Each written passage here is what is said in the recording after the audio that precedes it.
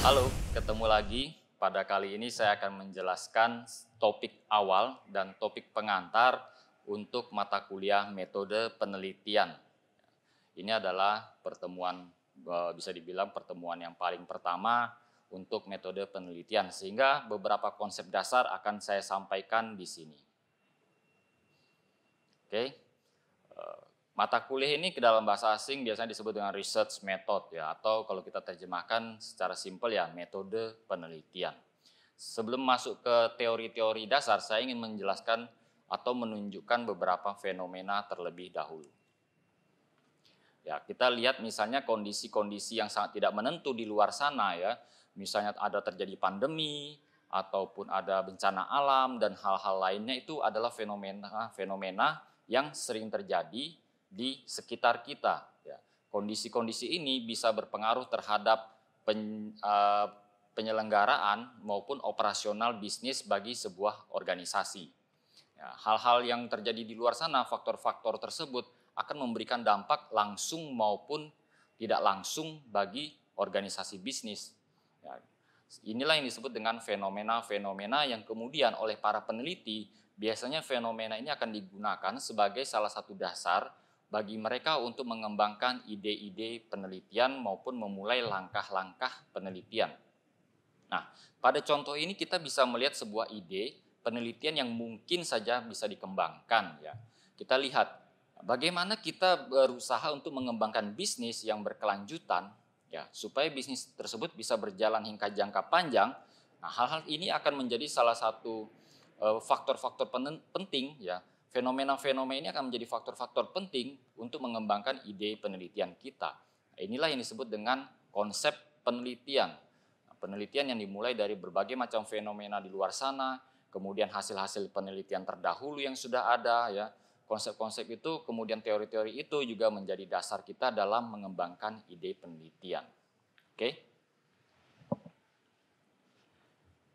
Sekarang kita akan melihat definisi awal yang harus ada dalam pemahaman-pemahaman kita sebagai peneliti, khususnya terkait dengan konsep penelitian. Penelitian itu apa sebenarnya? Ya, dari berbagai literatur kita bisa menyimpulkan bahwa penelitian adalah melakukan kegiatan pengumpulan data dan informasi untuk menyelesaikan suatu masalah secara ilmiah. Jadi dari sini definisi ini sangat sederhana ya, saya pikir definisi ini sangat sederhana dan mudah untuk kita pahami bahwa proses penelitian itu secara simpel dapat dianggap sebagai proses pengumpulan data, ya, kemudian mengolah data-data tersebut untuk menjadi informasi, untuk kita gunakan informasi yang ada tersebut untuk menyelesaikan masalah-masalah yang ada secara ilmiah. Inilah yang disebut dengan penelitian. Jadi kalau dari contoh yang ada tadi kita bisa melihat bahwa data-data mengenai perkembangan bisnis di lapangan, mengenai fenomena-fenomena yang terjadi di lapangan ya, misalnya ada pandemi maupun bencana alam dan kebijakan-kebijakan lain misalnya dari pemerintah maupun kebijakan-kebijakan lain dari organisasi-organisasi bisnis yang ada, itu adalah fenomena-fenomena yang ada yang terjadi dan dapat kita anggap itu sebagai data. Salah satunya adalah itu kita anggap sebagai data. Kemudian data-data yang ada kita olah menjadi informasi yang penting, kita pilah, kita analisis menjadi informasi. Dan informasi inilah yang kita gunakan untuk menyelesaikan masalah secara ilmiah. Inilah yang disebut dengan penelitian. Oke, kita lanjutkan dengan tujuan dari penelitian. Secara umum saya bisa mengelompokkan tujuan penelitian menjadi dua kelompok, yaitu tujuan internal dan tujuan eksternal dari penelitian. Kita akan lihat satu persatu apa yang dimaksud dengan tujuan internal dan apa itu tujuan eksternal. Yang pertama adalah tujuan internal dari penelitian.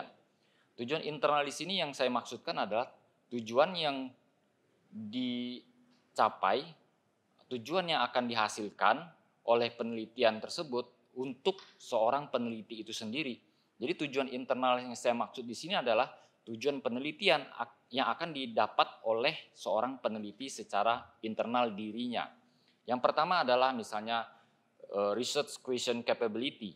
Nah, ini adalah tujuan internal yang pertama yang selalu menjadi dasar yang akan dicapai oleh seorang peneliti, yaitu kemampuan dia dalam mengungkap masalah penelitian.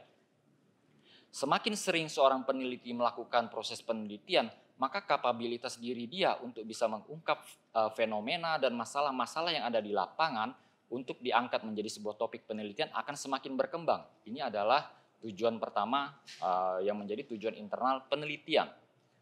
Yang kedua adalah doing research capability. Setelah seorang peneliti mampu melakukan atau mampu mengungkap masalah-masalah penelitian yang mungkin untuk dilakukan, maka tahapan berikutnya adalah seorang peneliti harus mampu melakukan proses penelitian itu sendiri. Ya, dengan semakin sering seorang peneliti melakukan proses penelitian, maka kapabilitas dia dalam melakukan proses penelitian yang baik itu akan semakin meningkat. Nah, ini adalah tujuan internal yang kedua. Kemudian yang ketiga adalah sharing and application capability. Setelah peneliti mampu melakukan proses penelitian dengan baik, maka hasil penelitian itu harus mampu untuk disebarluaskan dan juga diaplikasikan di lapangan. Ini adalah tujuan internal yang ketiga untuk seorang peneliti. Nah, 3 tujuan internal inilah yang akan dicapai oleh proses penelitian secara umum. Yang berikut adalah tujuan eksternal dari penelitian. Artinya tujuan penelitian dilakukan yang akan berdampak kepada eksternal maupun di luar diri seorang peneliti. Ya, kita akan melihat contoh realnya seperti ini. Misalnya dalam masalah fenomena-fenomena yang terjadi di masyarakat luas, maka tujuan eksternal peneliti sebenarnya adalah bagaimana kita menghubungkan teori yang sudah ada, teori yang sudah dikembangkan oleh para peneliti-peneliti sebelumnya, atau teori yang dihasilkan dari sebuah penelitian untuk bisa diaplikasikan untuk menyelesaikan masalah-masalah di lapangan. Ya, ini adalah tujuan eksternal dari penelitian itu sendiri. Ya, kemudian best practice yang terjadi di lapangan itu juga bisa kita kembangkan menjadi teori-teori baru. Nah, ini juga adalah tujuan eksternal dari penelitian. Jadi tujuan eksternal ini sebenarnya adalah imbal balik antara teori dan best practice yang terjadi di lapangan. Bagaimana kombinasi dua hal ini bisa berjalan dengan baik. Ini adalah tujuan penelitian yang masuk dalam tujuan eksternal penelitian. Oke, jadi secara umum tujuan penelitian kita kelompokkan menjadi 2, yaitu internal dan eksternal. Internal untuk diri peneliti sendiri dan eksternal untuk di luar diri dari peneliti dan proses penelitian tersebut. Oke, berikutnya saya akan membagikan konsep maupun teori mengenai fase-fase maupun tahapan dalam penelitian. Dalam bukunya Hare et al. Tahun 2020, fase-fase penelitian dapat dikelompokkan menjadi 3 fase utama. Kita akan melihat fase-fase tersebut masing-masing. Yang pertama adalah fase formulation. Di fase formulasi ini menjadi tahapan awal proses penelitian.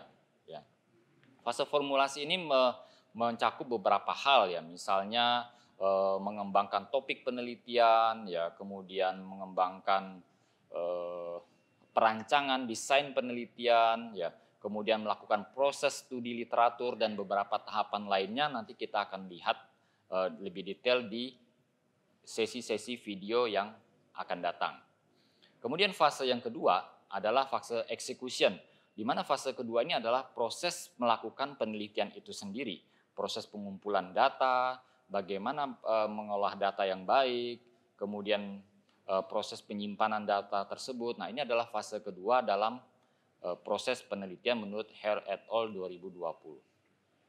Dan fase ketiga adalah fase analisis data, kemudian fase pelaporan, kemudian fase bagaimana kita menyebarluaskan hasil penelitian ini ke masyarakat luas. Ini adalah fase ketiga, yaitu analytical fase. Ya. Jadi secara umum ada 3 fase dalam proses penelitian. Setelah 3 fase ini dipenuhi, maka tahap berikutnya adalah bagaimana proses pengambilan keputusan berdasarkan hasil penelitian yang didapat. Oke.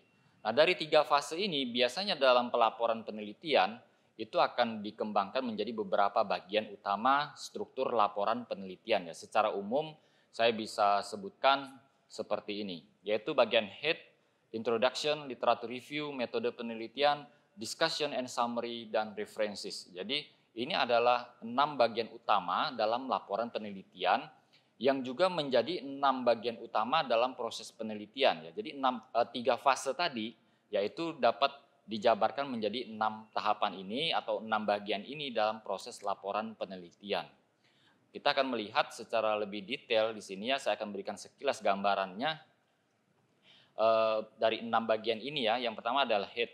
Head di sini bicara judul, kemudian dan abstrak dan detail para peneliti biasanya di situ. Ya, judul penelitiannya.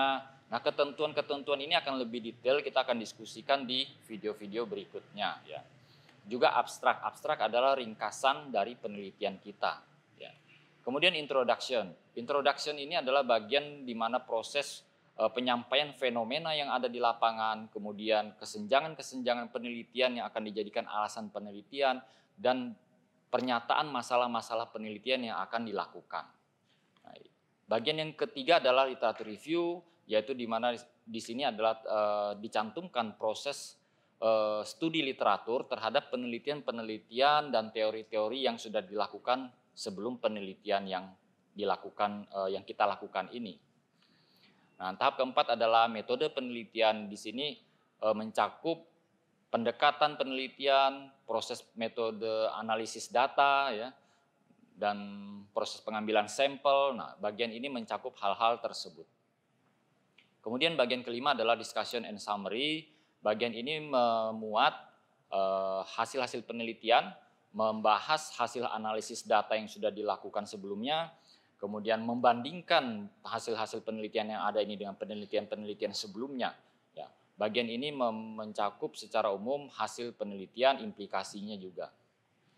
Dan yang terakhir adalah referensi. Referensi ini menjadi penting karena dia memuat semua referensi yang kita gunakan dalam proses studi literatur, termasuk data kita dan instrumen penelitian kita. Kita perlu cantumkan juga di bagian ini. Oke, ini adalah 6 bagian utama yang ada di dalam proses penyampaian laporan penelitian secara umum.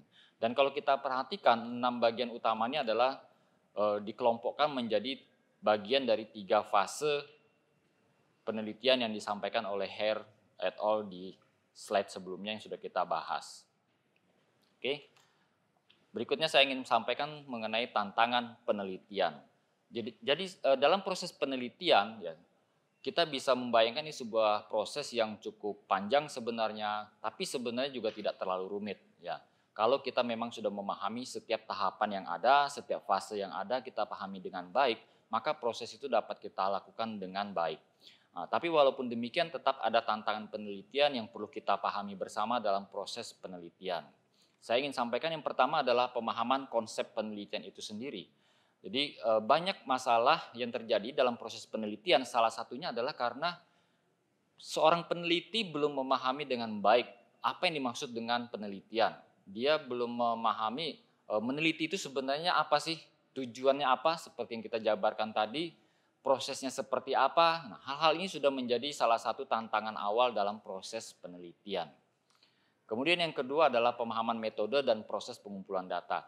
Kalau yang pertama tadi kita bicara itu adalah konsep pemahaman terhadap penelitian itu sendiri, maka tantangan yang kedua adalah hal-hal teknis di lapangan saat seorang peneliti melakukan penelitiannya, mulai dari bagaimana mengumpulkan data yang berkualitas misalnya ya, bagaimana mengolah data dengan baik, kemudian bagaimana menyampaikan laporan hasil penelitian dengan baik. Ini juga menjadi tantangan bagi proses penelitian. Jadi ini adalah 2 tantangan utama yang sering kita jumpai dalam proses penelitian.